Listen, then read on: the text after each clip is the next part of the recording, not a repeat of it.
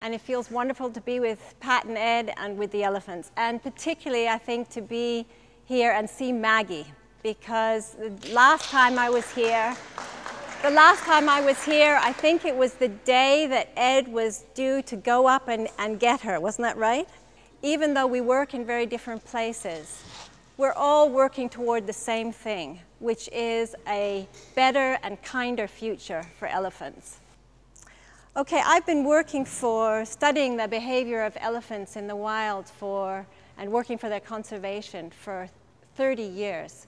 I feel that the most important thing I can do, or we can do for elephants right now, is to take all that experience that I have and all that accumulated knowledge together with my own work and together with that of my colleagues, and really share it with the public here in this country and around the world. And that's what Elephant Voices is partly about. This work is so important. It takes a long time to gather this data. It's very expensive to run these projects in the field, although not as expensive as setting up an elephant exhibit in the zoos, nowhere near as expensive.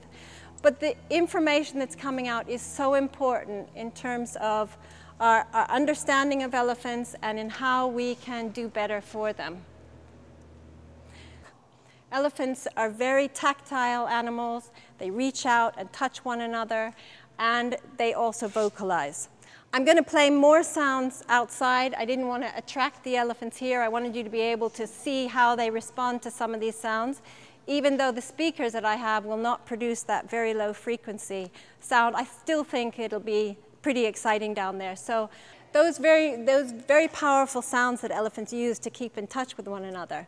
We know from work done in southern Africa that those sounds are capable of carrying in the early morning and in the early evening for up to 10 kilometers.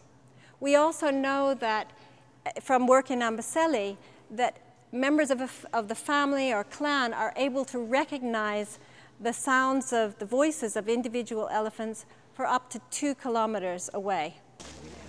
Maggie! She's a smart little girl.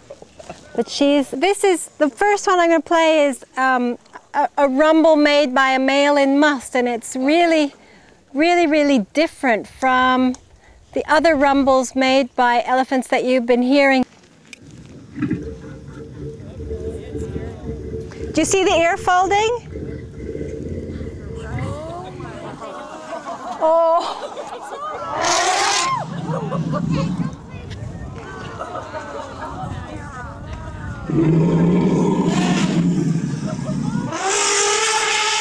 I don't know enough about the personalities of these individual elephants, but based on if they were in the wild, then the immediate response, okay, there was, I don't know if any of you noticed the ear folding. Yep. So there was some aggression and there was a bit of fear when they took off running, but when they got down there, it was all excitement, and when they urinate and the trumpeting, that's very, very excited.